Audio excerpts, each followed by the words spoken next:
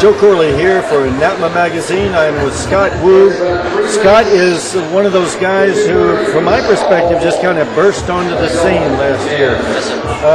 Was last year your first year on the NASCAR circuit, or I just hadn't seen it? Actually, yes. Last year I started in Charlie Lee's. That was my very first NASCAR tournament. And it's wild just to come from nowhere and make the impact that you did. As you know, a lot of our competitors take years and years to gain a following. What attracted you to NASCAR to start with? Actually, it's basically who attracted me is that Mr. James Solis, Hans Wickling, and Rudy Raynon.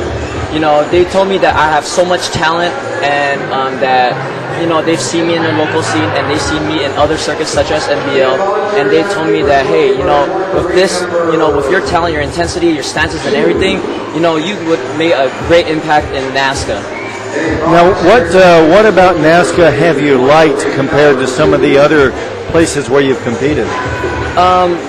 It's more of the scene, you know, like more of the competitors, because there's like a whole lot of a variety of people coming out, not only from the USA, but you know, like Mexico, Canada, you know, Europe. You know, I get to basically compete against them, and that's what I really like. And also at the same time, I get to meet new friends, new people, you know, promoters such as you, Mr. Jordan Corley, so, and many others.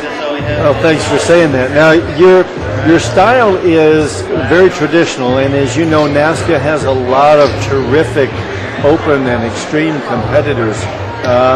Yet you've won 2 of our grand championships this year already. Yes, sir. You won the Bluegrass, and you won, was it Charlie Lee's? Was the other one? Bluegrass and Compete Nationals. Compete Nationals. And what does it feel like when you're up on the stage and you're watching these guys flip and kick multiple times upside down and do those kind of things? Does it propel you in any special way to dig deeper, or how does it work for you?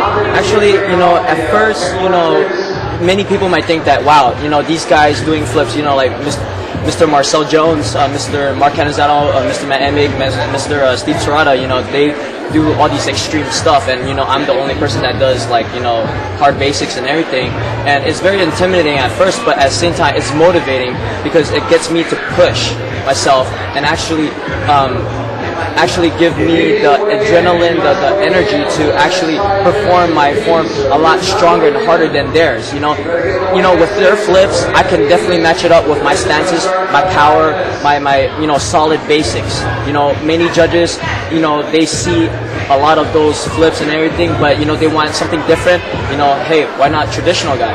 You know. Now, a lot of the people that are watching this are going to be from open schools, a lot from traditional schools. What could you tell an open style, an eclectic teacher that he could share with his students about a better way to train in traditional forms, like the ones that you compete with? It's more of, you know, what I can say to the more of the open schools. Basically, you know, we're more of the same, you know, with all those, you know, flips that they do, they basically need a foundation. Most schools, when they do all the flips and everything, they don't really have the foundation of basics. I would highly encourage, you know, the open schools, you know, especially the instructors, I would basically tell them, hey, you know, with, you know, learning the foundation of traditional basics, stances and everything, you can incorporate that with the extreme flips and everything. You know, it's not like where, okay, you know, we pitch traditional on one side and then, you know, open the other side. No, you know, we're like martial arts. It's not like gymnastics this way and, you know, karate that way. You know, we gotta form together. You know, we gotta, you know, form an alliance. You know, incorporate it, and basically we would definitely make a big impact to other schools. You know, if one school does it, and then other schools will say, hey, I want to learn like that too. And what are your aspirations for this year and next year on the NASCAR circuit, and ultimately how to express yourself best with your traditional forms? Basically, I want to, my aspect is, you know, I'm planning to shoot for, you know, full-time NASCAR next year, and I really hope that I will make a humongous impact. I made an impact so far, but I want to make a humongous impact, like by motivating other traditionalists to, you know, try harder, and then, you know, live your dream. You know, just, you know, capture that dream, saying that, you know, if you're not, you know, perfect with doing the extreme stuff, there's always going back to basics, traditional, and you can definitely win with traditional. And you can, maybe one day, when I retire, you can step into the plate on my place and then make a greater impact. Final question for you: what is the sound that the audience makes when you get up and you're in the best part of your form? Can you do that for me? They go, Woo!